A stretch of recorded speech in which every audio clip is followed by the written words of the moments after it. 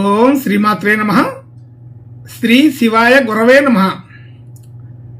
యః కర్తా జగతాం భర్తా సంహర్తా మహసాం నిధిః ప్రణమామి తమాదిత్యం బహిరంతస్తమోపహం.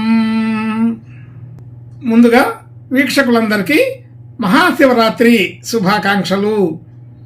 వీక్షకులు నమస్కారం. నేను మీ దేవులపల్లి రామకృష్ణ శాస్త్రి, ఆర్కే మాతృశ్రీ తెలుగు జ్యోతిషపరమైన యూట్యూబ్ ఛానల్. ఇప్పుడు మార్చి నెల 3వ తేదీ నుండి మార్చి నెల 9వ తేదీ వరకు గల గ్రహ స్థితిగతులని ఒకసారి పరిశీలన చేద్దాం.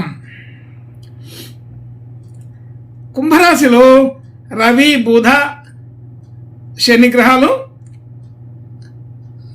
మీనరాశిలో రాహుగ్రహం, అలాగే మేషరాశిలో గురుగ్రహం, కన్యారాశిలో కేతుగ్రహం, వృశ్చిక రాశిలో చంద్రగ్రహం, మకర రాశిలో కుజ శుక్రగ్రహాలు సంచరిస్తున్నాయి. ఇటువంటి గ్రహ స్థితిని అనుసరించి ఈ వారం రాశులకు వార ఫలాలు తెలుసుకుందాం. ఓం శ్రీమాత్రే నమః. ఇప్పుడు కుంభరాశి వారి గురించి తెలుసుకుందాం. కుంభరాశి వారికి రాశిలో శని, రవి, బుధ గ్రహాలు, అలాగే 2వ స్థానంలో రాహు, 3వ స్థానంలో గురు గ్రహం, అలాగే 8వ స్థానంలో కేతుగ్రహం, 10వ స్థానంలో చంద్రగ్రహం, 12వ స్థానంలో శుక్ర కుజ గ్రహాలు సంచరిస్తున్నాయి. ఇటువంటి గ్రహ సంచారముని అనుసరించి ఈ వారం ఈ కుంభరాశి వారికి కొంత మిశ్రమ ఫలితాలే కనబడుతున్నాయి. అయితే ఆలోచన తీరులో కొంత మార్పులు చోటు చేసుకుంటున్నాయి. అయితే గతంలో కంటే ఈ వారంలో కొంత ఆలోచన తీరు మారుతుంది. అందరినీ కలుపుకొని పోవాలనే ఉద్దేశం, అలాగే సరైన నిర్ణయం తీసుకోవడానికి మంచి ఆలోచన చేయగలుగుతారు. అదే 1-2 సార్లు ఆలోచన చేసి నిర్ణయాలు తీసుకోవడం జరుగుతూ ఉంటుంది. ఆర్థికపరమైన విధానంలో కొంచెం ఇబ్బంది ఉన్నప్పటికీ దాన్ని వారాంతరం కల్లా పూర్తి చేసుకోగలుగుతారు. ఒత్తిడిని తట్టుకొని ఆర్థిక పరిస్థితిని నిలబెట్టుకోగలుగుతారు. మనకు రావాల్సిన సొమ్ము సకాలంలో కాకపోయినా మొత్తానికి వారాంతరం లోపల వస్తుంది, తెప్పించుకోగలుగుతారు. అలాగే మనం ఇవ్వవలసిన చోట కూడా సకాలంలోనే చెల్లించగలుగుతారు. కుటుంబ సభ్యులు, బంధుమిత్రులు అందరితోటి అనుకూలత బాగానే ఉంది. ఎక్కడ ఇబ్బంది కలిగే అంత వాతావరణం కనబడటం లేదు.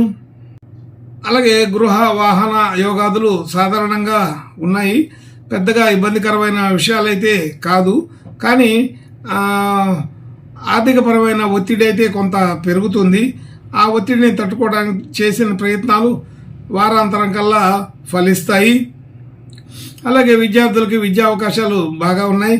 విద్యార్థులు విద్యల్లో రాణిస్తారు, కీర్తి గుర్తింపు పొందగలుగుతారు.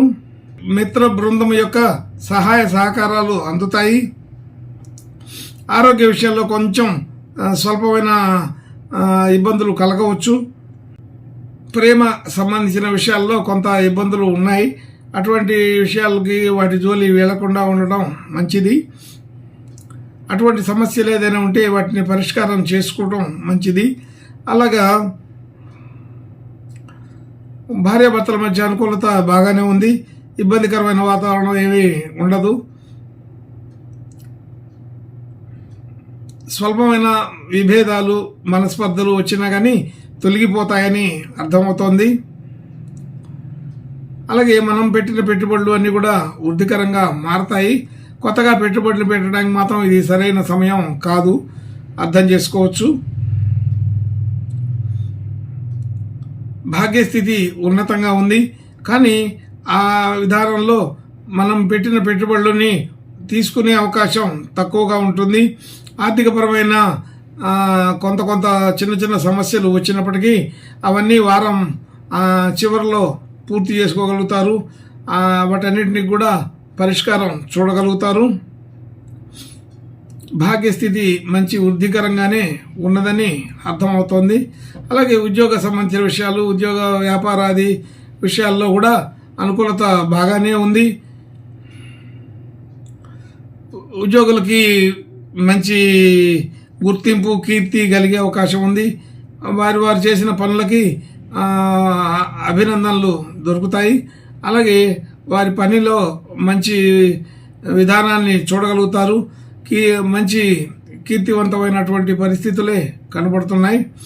ఉద్యోగంలో కొంచెం శ్రమ ఎక్కువైనప్పటికీ కూడా చేసిన పనికి సంతృప్తి కలుగుతుంది. అలాగే అందరి మధ్య గుర్తింపు కలుగుతుంది.